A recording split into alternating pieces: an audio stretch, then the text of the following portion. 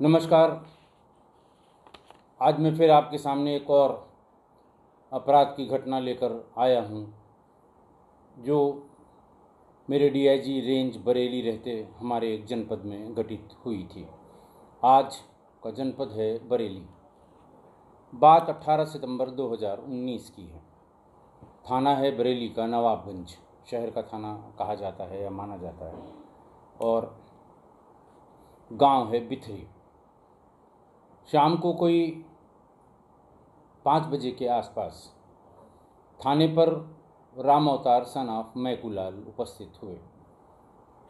इन्होंने थानाध्यक्ष को बताया कि मेरे पिता मैकूलाल, जिनकी उम्र लगभग 65 वर्ष है, दोपहर में मैंने उनको खाना खिलाया। खाना खाने के बाद वो मकान में ही खुले बरामदे में एक तरफ सो गए थे। रोज़ की तरह शाम को 4 बजे मैं उन्हें चाय देने गया। मैंने देखा कि उनकी गर्दन धड़ से अलग है और जैसे वो सो रहे थे वैसे ही सोए हुए मिले मुझे, और खून चारों तरफ बिखरा हुआ है। नीचे चारपाई से होते हुए नीचे भी बड़ी मात्रा में खून बहा हुआ है। ऐसा लगता है कि उनकी किसी आदमी ने हत्या कर दी है।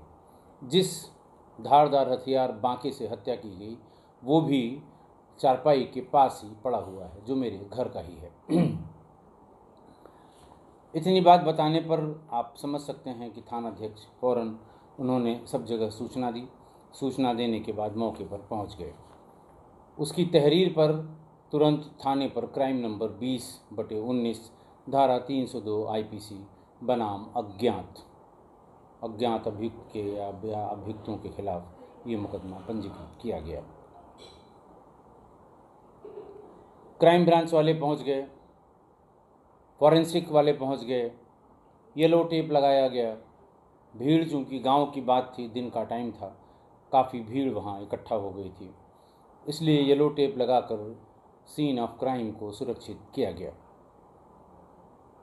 डॉग स्क्वाड को छोड़ के सारे लोग पहुंच गए थे। शहर के पास का ही मामला था और इसीलिए अपना अपना काम सब लोगों ने शुरू कर दिया। डॉग स्क्वाड किसी दूसरे मौके पर गया हुआ था, किसी चोरी के मौके पर। वहाँ से आने में उसे देर लग गई। बांका, जैसा कि बताया था राम अवतार ने बताया था, बांका चारपाई के पास ही पड़ा हुआ, जिसमें काफ़ी ब्लड लगा हुआ था। उसको सुरक्षित दस्ताने पहन के, ताकि फिंगरप्रिंट्स अगर कोई हों तो वो डिस्टर्ब ना हो, उसको सील करने की उसको फॉरेंसिक वालों को दिया गया। वो उसमें फिंगरप्रिंट्स जितने संभव थे वो उसमें से निकाल रहे थे। वहाँ मौके पर एक बीड़ी का टुकड़ा और मिला और उसको, इस बीच में डॉग स्क्वाड आ गया। डॉग स्क्वाड को मौके पर आसपास स्मेल कराया गया। एक बीड़ी का टुकड़ा, चूँकि मृतक बीड़ी पीते नहीं थे, तो जो बीड़ी का टुकड़ा था वो संभवतः किसी और का रहा होगा, उसको स्मेल कराया गया। लेकिन वो वहाँ से थोड़ी दूर वहीं बरामदे में घूमने के बाद वापस आ गया। चारपाई के पास पैरों के 2 स्पष्ट फुटप्रिंट बने हुए थे। चूँकि डॉग स्क्वाड बहुत देर से आया था, तो फॉरेंसिक वालों ने जो उसके फुटप्रिंट्स थे उस पर प्लास्टर ऑफ पेरिस का घोल एक सांचे में डाल के उसमें फुटप्रिंट्स उठाए जाते हैं, उसको लिफ्ट किया जाता है प्रिंट्स को, कि अगर अभियुक्त पकड़ा जाएगा तो उससे मैच कराएंगे और as evidence, forensic evidence admissible court में है और कोर्ट बहुत ज़्यादा इस तरह के एविडेंस पे रिलाई करती है। डॉग स्क्वाड के डॉग हैंडलर ने कहा कि आप 2 मिनट बाद इसमें डालिएगा प्लास्टर ऑफ पेरिस का घोल प्रिंट उठाने के लिए। चूँकि पैर जब ज़मीन पर या किसी चीज़ पे टच होता है तो बहुत बड़ा एरिया संपर्क में होता है। बाकी उंगलियों में बहुत छोटा एरिया होता है, बाकी चीज़ों में छोटा एरिया, लेकिन पैर में बहुत बड़ा एरिया होता है और उसकी स्मेल भी बहुत देर तक रहती है। उसका कारण ये है कि पैर जहाँ पर पड़ेगा पूरे बॉडी का वेट उसके ऊपर पड़ता है और वो वहाँ पर पैर जो है जिस चीज़ पे पड़ेगा, यानी मिट्टी पे पड़ेगा या जिस चीज़ पे भी पड़ेगा, उसके अगेंस्ट उसमें से जो सेक्रीशंस होते हैं वो ज़्यादा निकलते हैं। फॉरेंसिक वालों ने बात मान ली और उसको डॉग हैंडलर को कहा कि ठीक है, आप अपना काम कर लीजिए। डॉग हैंडलर ने उन दोनों फुटप्रिंट्स को अच्छे से स्मेल कराया अपने डॉग को। वो स्मेल करते ही सीधे भाग के घर के भीतर गया। भीतर कमरों में होते हुए जिस कमरे में पहुंचा, वहाँ एक जोड़ी चप्पलें रखी थीं। उन चप्पलों को देखकर वो इशारे में भौंकते हैं कि ये चप्पल है जिससे ये फुटप्रिंट मिल रहा है। उसके बाद फिर उसने वो दोनों चप्पल अपने दांत से उठाया और उसे लेके बाहर की तरफ निकला। बात समझ में आ गई। हॉट हैंडलर ने कहा कि साहब, ये जिस किसी की भी चप्पल है, फुटप्रिंट भी उसी का है। वो कौन आदमी है? घर वालों ने फ़ौरन बताया कि ये चप्पल उसके छोटे बेटे, मृतक के छोटे बेटे राजेंद्र उर्फ राकेश की है। जैसे ही भीड़ ने उस कुत्ते को चप्पल उठाते हुए देखा और भाई ने या घर वालों ने बताया कि ये राजेंद्र की है, राजेंद्र उस समय तक भीड़ में ही था, वो वहाँ से भाग गया। सारी फॉर्मेलिटीज़ वहाँ पूरी की गईं। खून से सने हुए कपड़ों के नमूने, मिट्टी के नमूने, बांके पर फिंगरप्रिंट, फुटप्रिंट सब ले लिए गए। घटनास्थल की फ़ोटोग्राफी और वीडियोग्राफी की गई। पंचायतनामा भरा गया। पोस्टमार्टम के लिए बॉडी भेज दी गई बरेली जिला अस्पताल में। जिला अस्पताल ने पंचायतनामा पोस्टमार्टम वहाँ अस्पताल से बाहर एक दूसरी जगह पर पुलिस लाइन से थोड़ा पहले मॉर्चरी में होता है पोस्टमार्टम, वहीं भेज दी गई। शाम तक पोस्टमार्टम की रिपोर्ट भी आ गई। उसमें हेमरेज यानी excessive bleeding haemorrhage as a result of antemortem injuries आया, यानी कि शरीर पर आई चोटों से अत्यधिक रक्तस्राव होने के कारण मृत्यु हुई है, ऐसा पोस्टमार्टम रिपोर्ट में इंगित किया होगा। हर तरह से अच्छे से फोटोग्राफी उस समय की गई। उस समय तक ये अननोन था, लेकिन जब तक सब लोग निकलते ये पता लग गया था कि ये राजेंद्र उर्फ राकेश की ही करामात होगी, क्योंकि उसी का पैर यहाँ पर पड़ा हुआ मिल रहा है। आप ये सोचते होंगे कि हर बार मौके पर वो फोटोग्राफी और वीडियोग्राफी कराई जाती है, आखिर क्या इसका क्या इस्तेमाल है? अननोन मर्डर या अननोन किसी क्राइम में जिसमें अभियुक्तों का पता ना हो, उसमें तो कराते ही कराते हैं, और नोन क्राइम में भी जिसमें ये पता हो कि फला फला ने किया है, उसमें भी फ़ोटोग्राफी और वीडियोग्राफी ज़रूर कराई जाती है। मैं इसके बारे में स्पष्ट कर दूं कि जब मुकदमा ट्रायल पर आता है तब तक 5 से 10 साल तक गुजर चुके होते हैं। जो गवाह या विटनेस इन्वेस्टिगेटिंग ऑफिसर अपनी केस डायरी में लिखता है कि फला ने बताया कि ये घटना इस समय हुई, फला ने बताया कि जब मैं आया तो ऐसे पड़ा हुआ था, फला ने बताया कि मैंने अभियुक्त को इस तरफ से भागते हुए देखा, ये कपड़ा पहने हुए था। तो जो भी वहाँ विटनेस के लिए कोर्ट में उपस्थित होता है, तो डिफेंस लॉयर क्रॉस एग्जामिनेशन के समय में उससे बहुत ढेर सारे इररिलेवेंट सवाल भी पूछते हैं। किस दिशा में चारपाई थी? पेड़ की छाया किस तरफ आ रही थी? बांका बाईं ओर पड़ा था कि दाईं ओर पड़ा था? चद्दर सादी थी कि कलर्ड थी? मैं इस घटना के सिलसिले में आपको बता रहा हूँ। जिस तरह की घटना होती है वो पहले से इस तरह के सवाल कोर्ट में बना के लाते हैं कि जो विटनेस है वो कंफ्यूज हो, क्योंकि उस समय सामान्य रूप से जैसे सब लोगों ने देखा, विटनेस ने भी देखा या उसके संज्ञान में आया, उसने आईओ को बताया, आईओ ने उसको नोट कर लिया और विटनेस की लिस्ट में उसको डाल दिया। लेकिन जब वो कोर्ट के सामने अपीयर होता है तो बहुत सी चीज़ें हैं जो भूल जाती हैं, दिमाग से उतर जाती हैं। डिफेंस का लॉयर यही चाहता है। डिफेंस का लॉयर ये चाहता है कि ये बीच में कंफ्यूज करे, और कई सवालों में कंफ्यूज करने के बाद वो कोर्ट के दिमाग में ये बात भरने के में सक्सेसफुल हो जाता है कि आदमी मौके पर था ही नहीं। इसको ये भी नहीं पता कि उस समय कितने बजे थे, इसको ये भी नहीं पता बांका किधर पड़ा हुआ था, इसको ये भी नहीं पता। इस तरह की बातें वो अपने जिरह में, अपने जो वहाँ पर डिस्कशन होता है, वहाँ पर जो अपनी बात कहते हैं कोर्ट के सामने, उसमें वो ले आते हैं। और इतने इस तरह के रिलेवेंट क्वेश्चन जिसमें वो गलत जवाब दे देता है, चूँकि रिलेवेंट नहीं है वो गलत जवाब दे देता है, तो वो कोर्ट को ये समझाने में, कोर्ट के दिमाग में ये लाने में सक्सेसफुल हो जाते हैं कि साहब ये फर्जी गवाह हैं। विटनेस को कोर्ट में प्रेजेंट कराने की जिम्मेदारी प्रोसिक्यूशन की होती है, सरकार की होती है, और जो सरकारी वकील होते हैं वहाँ पर जो प्रोसिक्यूटर कहे जाते हैं, एपीओज हमारे यहाँ उत्तर प्रदेश में असिस्टेंट प्रोसिक्यूटिंग ऑफिसर्स, पीओ यानी प्रोसिक्यूटिंग ऑफिसर्स, और जॉइंट डायरेक्टर प्रोसिक्यूशन, ये हायरार्की होती है ज़िले में। अलग अलग कोर्ट्स में जो पीओज हैं वो डिजिग्नेटेड होते हैं, अपने कोर्ट के मुकदमों की पैरवी सरकार की तरफ से वही करते हैं, और उन्हीं के पास केस डायरी होती है पूरी, उन्हीं के पास सारे साक्ष्य सबूत होते हैं, क्योंकि वो बहस के समय उन्हीं की, जब लॉयर्स, डिफेंस का लॉयर और सरकारी पक्ष बहस करेंगे तो उन दोनों को बहस में हिस्सा लेना होता है। तो प्रोसिक्यूशन गवाही के एक दिन पहले ही गवाह को बुलवा लेता है, या फिर जिस दिन गवाही है उस दिन सवेरे घंटे आधे घंटे का एक्स्ट्रा टाइम में बुलवा लेता है, और उसको चेक कर लेता है कि फैक्ट्स उसे याद हैं कि नहीं याद हैं। अगर फैक्ट्स में वो कुछ गड़बड़ हो रहा है तो उसको फिर से उसके दिमाग में उसको रिमाइंड कराते हैं, उसे नाम, पता, ये सब चीज़ें जो केस डायरी में लिखी हुई हैं वो सब बताते हैं। और अगर ये लगता है कि सीन ऑफ क्राइम के बारे में उसे कोई कन्फ्यूज़न है तो वो फ़ोटोग्राफ्स और वीडियोग्राफ्स भी उसको दिखा दिए जाते हैं, ताकि कोर्ट में क्रॉस एग्जामिनेशन के समय में वो कंफ्यूज ना हो, क्योंकि डिफेंस का लॉयर 100% कोशिश करता है कि उसका विटनेस जो उसके सामने खड़ा हुआ है वो कंफ्यूज हो जाए, और इतना कंफ्यूज हो जाए कि कोर्ट इस बात पर ध्यान देने लगे कि ऐसा तो नहीं, ये फर्जी विटनेस है। मैं आपको एक उदाहरण भी बताऊं।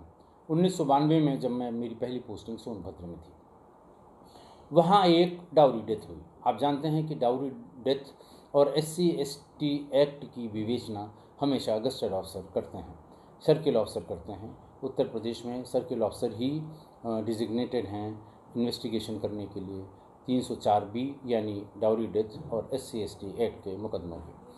तो एक डाउरी डेथ की विवेचना हमने अपनी पहली पोस्टिंग में की थी। उसका एक एविडेंस देने का समन 2011 या 2012 में मेरे पास आया सोनभद्र का।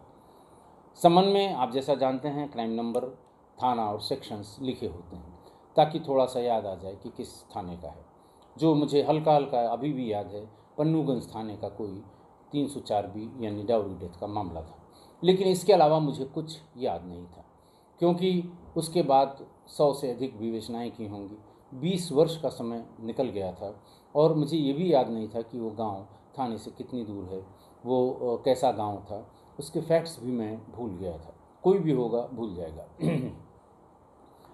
सरकारी वकील ने मुझसे, मैंने फ़ोन पे बात की, कल कितने बजे आना है, उन्होंने कहा कि इतने बजे है, आ जाइएगा, क्योंकि 20 साल हो गए हैं। मैं जानता हूँ आप लोग अलग अलग जगह इतनी बार इन्वेस्टिगेशन किए होंगे कि चीज़ें सब उसमें भूल गई होंगी और मिस कर गई होंगी।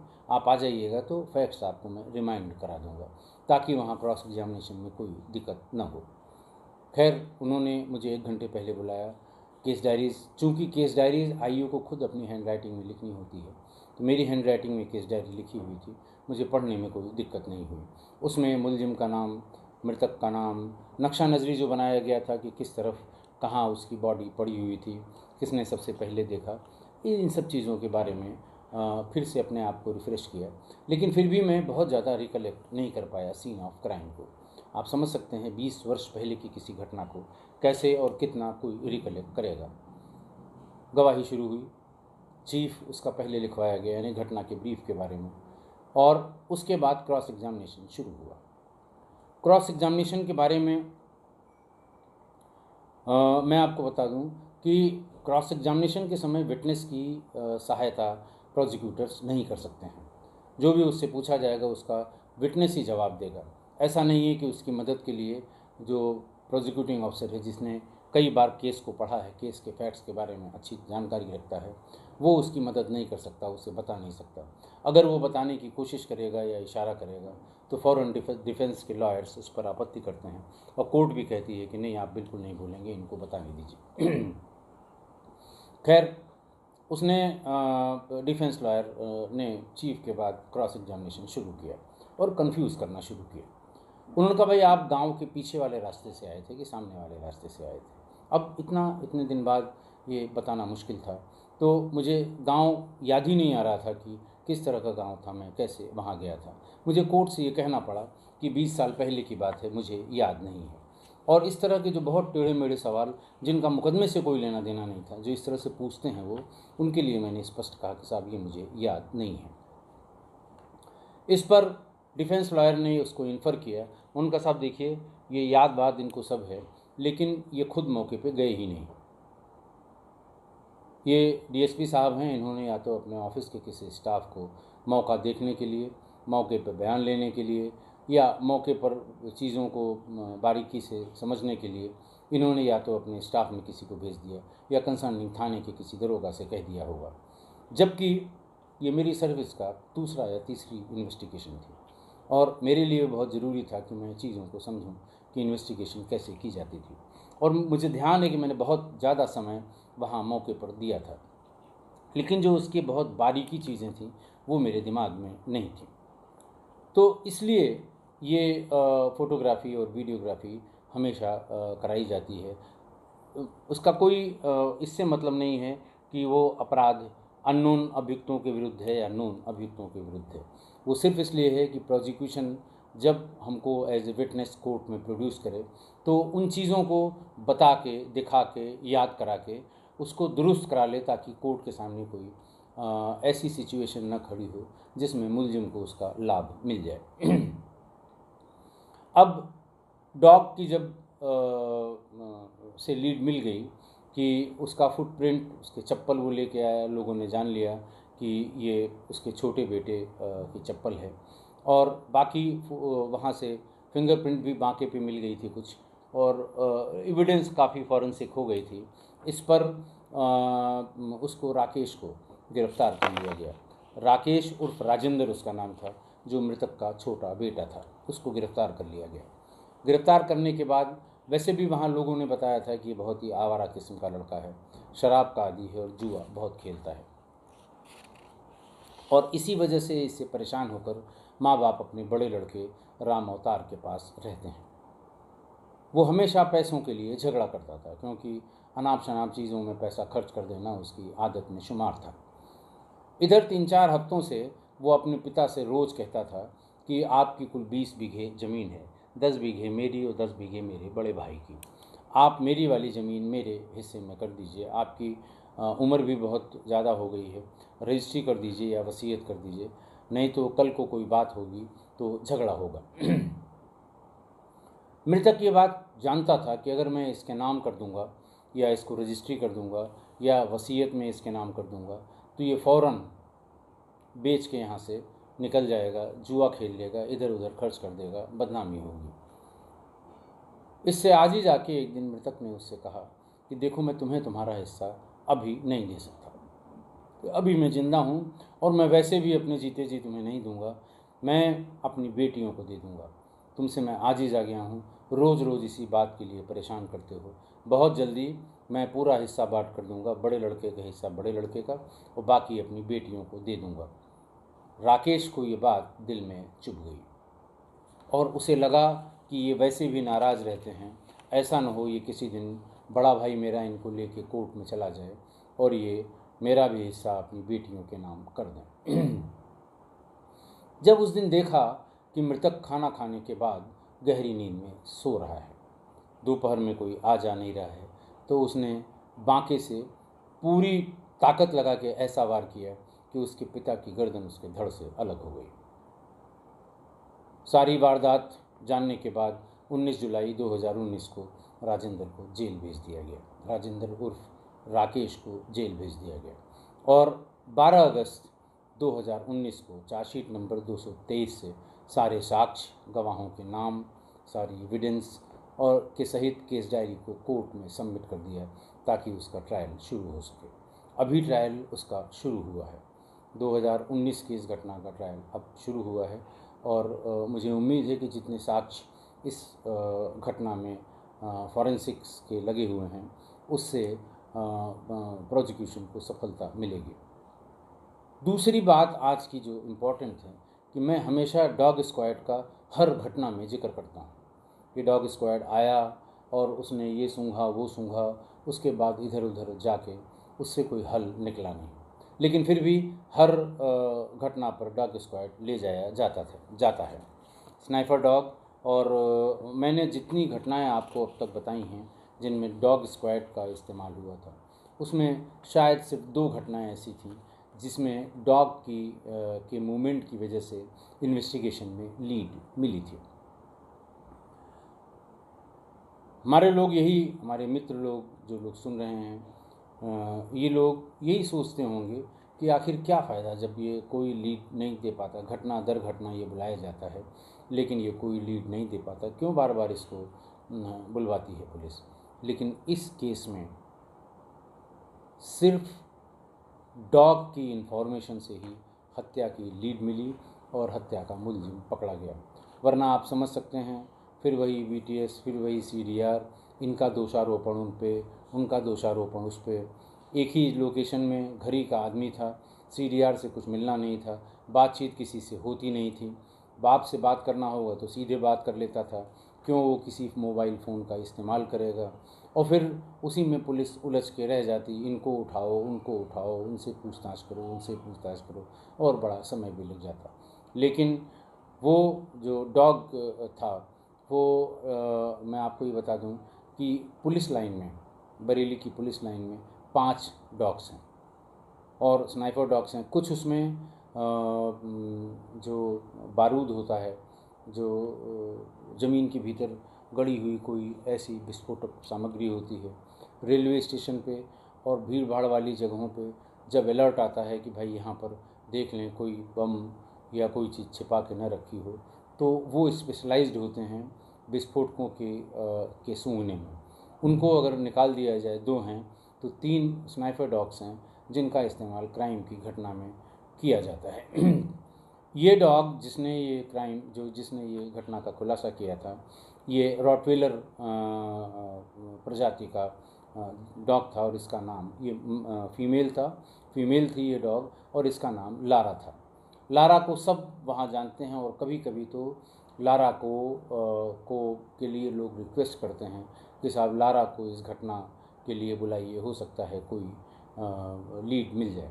लेकिन डॉग्स की सक्सेस या उसकी परफॉर्मेंस उसके हैंडलर्स पर डिपेंड करती है कि उसका हैंडलर जो है, जो उसको खिलाता है, पिलाता है, नहलाता है, धुलाता है, और जो उसको ट्रेंड करता है, जो उसको अपने साथ लेके जाता है, जो अपने हैंडलर के एक इशारे पर बैठ जाती है, लेट जाती है, या कुत्ता है लेट जाता है, और कब वो दौड़ने लगता है, कब पहचान लेता है और किस तरह इशारा करता है, ये हैंडलर पर डिपेंड करता है।